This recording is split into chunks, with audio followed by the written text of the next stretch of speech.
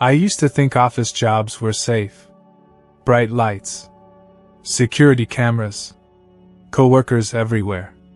But the scariest thing that ever happened to me happened inside a corporate office, with people I trusted. And the worst part? My coworker never left the building. Not alive. Not dead. I worked IT support at a mid-sized insurance company in Ohio. Nothing fancy. Cubicles, flickering fluorescent lights, endless coffee. Our office operated 24/7 because of international clients. Night shift was quiet. Just 5 of us on the entire floor. That's when I met Evan. Evan had joined about 3 months before me. Early 30s. Always polite. Always smiling, but never with his eyes.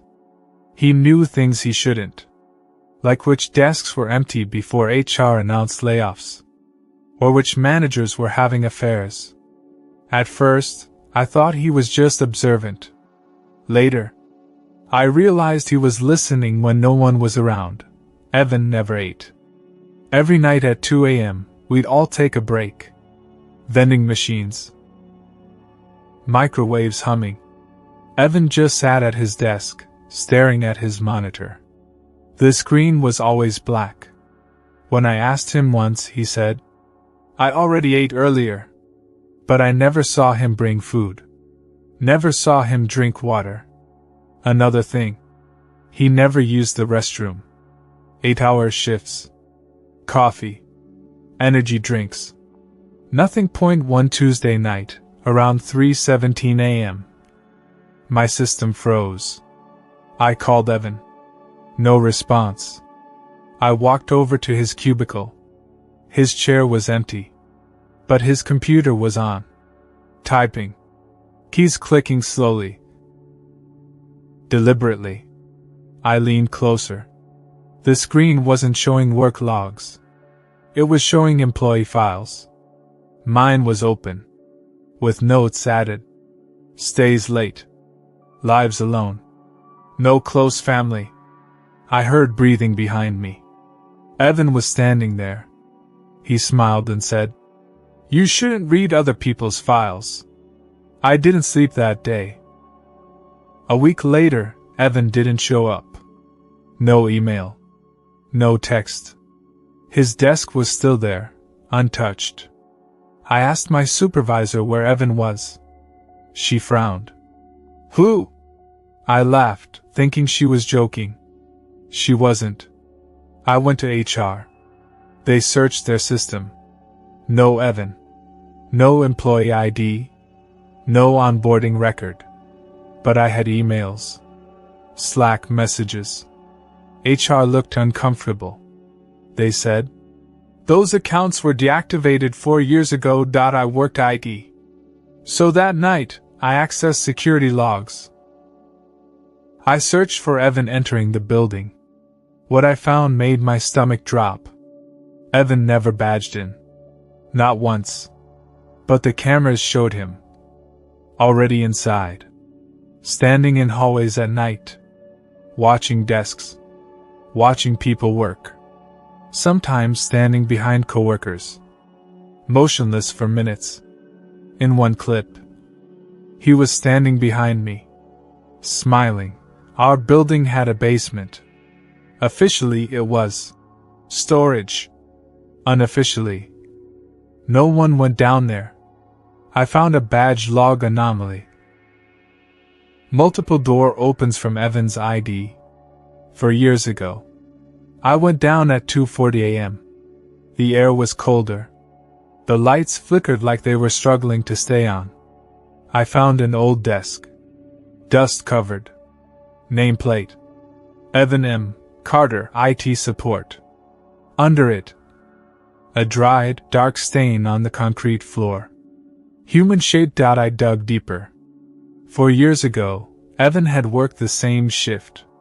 Same department. He'd reported harassment. Blackmail. Illegal monitoring by management.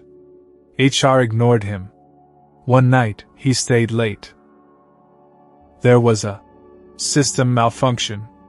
Security cameras went offline for 11 minutes. Official report. Employee quit without notice. Unofficial truth? They found his body in the basement weeks later. Ruled an accident. The next night, Evan was at his desk, typing. I didn't approach him. He messaged me instead. Evan, they still haven't fixed the cameras. Lights flickered. Every monitor on the floor turned black. Except mine. A message appeared. Help me finish my shift. Then I felt a hand on my shoulder. I quit the next morning.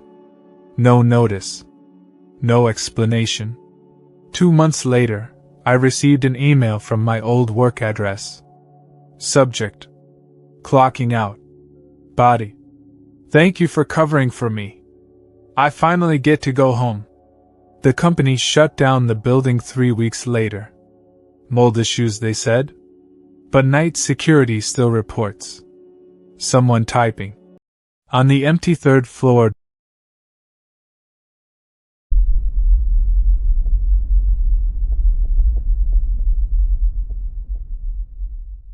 I used to think office horror stories were exaggerated, until one of my coworkers vanished and kept showing up to work. My name is Ethan Walker, and in 2023 I worked at a mid-sized logistics warehouse in Ohio, just outside Columbus. Nothing fancy. Concrete floors. Buzzing fluorescent lights. Night shifts that blurred into mornings. Our job was simple. Track incoming shipments, verify inventory, and log everything into the system. The night shift ran from 10 p.m. to 6 a.m. There were 6 of us on rotation, but only 3 people per shift. That's where Mark came in. Mark was normal. Too normal. Late 30s. Quiet voice. Always early. Never missed a shift. He didn't joke. Didn't complain. Didn't talk about family. When people asked him basic stuff like, "Got plans this weekend?" he'd just smile and say, "Nah. I just go home." At first, no one thought anything of it. The first weird thing I noticed was Mark never ate. 8-hour shifts. No snacks. No coffee. No water. I once joked, "Man, how are you not starving?" Mark looked at me for a long second, then said, "I don't really get hungry anymore." I laughed it off. I shouldn't have. Another thing. Mark never left the building during breaks. Most of us went outside to smoke or scroll our phones in our cars. Mark stayed inside. Always standing near the loading dock doors, staring into the darkness beyond the security lights. One night I asked him, "Why don't you ever step outside?" He replied, almost confused, "I already did that once. On October 14th, everything changed. Our shift ended at 6 a.m. I clocked out. So did Lena, the supervisor. Mark was still at his station. "Hey," I said, "you coming?" Mark nodded. "Yeah. I just need to finish something." That wasn't unusual. But when I came back the next night, Mark was already there. Same clothes. Same position. I joked, "You sleep here or something?" He smiled. "Feels like it sometimes." Lena pulled me aside later. She whispered, "Did Mark clock out yesterday?" I checked the system. He never clocked out. A week later, corporate sent an audit notice. They wanted us to review incident reports from the past 5 years. I was assigned digital archives. At 3:17 a.m., I found a report that froze my blood. Employee name, Mark Reynolds. Status, deceased. Cause, fatal crush injury. Location, loading dock 3.